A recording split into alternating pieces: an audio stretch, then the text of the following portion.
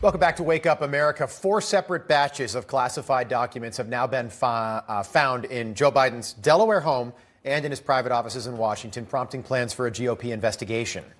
And joining us now for more is the director of research at the Government Accountability Institute and author of the bestseller Compromised: How Money and Politics Drive FBI Corruption, Seamus Bruner. Seamus, thanks for joining us this morning. So you were part of the team that broke the congressional insider trading scandal that led to the Stock Act. What do you make of this situation, and how does this affect Joe Biden moving forward? Yeah, it's great to be with you guys. Good morning. So these classified documents are really just the tip of the iceberg. And they highlight just the staggering and unprecedented situation that we are facing with the first family being compromised by China. So if Joe Biden accidentally, inadvertently took some classified documents, that's one thing. It's potentially a big crime. It's serious.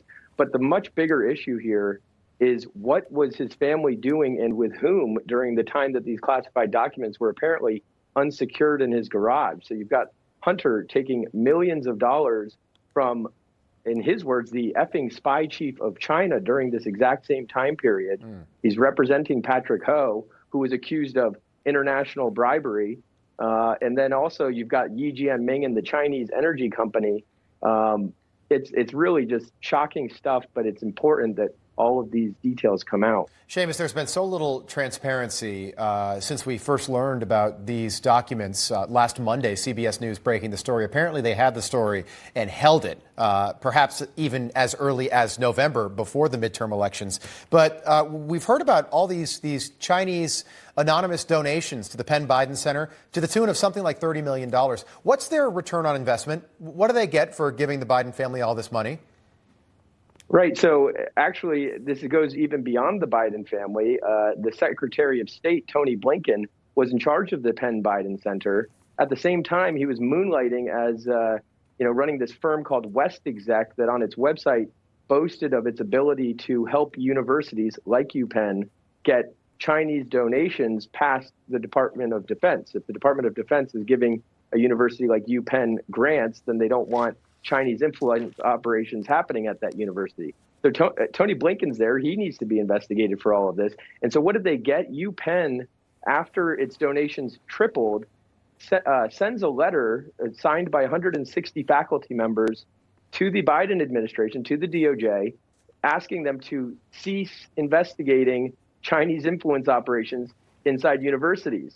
160 faculty members at UPenn signed the letter saying that it was basically racist, racial profiling for the Justice Department, the Biden Justice Department, to be investigating Chinese influence operations. So that's just one of the many things. I mean, at the Penn Biden Center, they list all of these existential crises, climate change, Russia's on the list, the biggest challenges facing America. China's not on the list, even though it's our largest geopolitical adversary. So, I mean, any number of things, but those two things alone are pretty big. Yeah, I mean, you mentioned these things. So many things, part of this whole story, need to be investigated. But let's talk about the FBI, because a lot of Americans are concerned that there is no trust in the FBI, especially after the Twitter files that came out a few weeks ago. Can Americans trust the FBI, and will we get to the bottom of all of this? I mean, absolutely not at this stage. The FBI, as my book title suggests, is compromised. I think there's no better proof of that than the fact that the FBI has known long before we first started investigating the Bidens in 2017. The FBI surely known since 2014, 2013, when the first Biden-China deals were going down, when Hunter flew on Air Force Two to Beijing with his father to meet with his Chinese business partners. That was December 2013. So the fact that the FBI, they didn't even have to do any shady Russia, Spygate type operations like they did with Donald Trump. All they had to do was, announce that they were maybe investigating some of these ties to China. But yeah, they've known all of this all along and cannot be trusted. Seamus Bruner, thanks so much for coming on with us. We appreciate it. Thank you.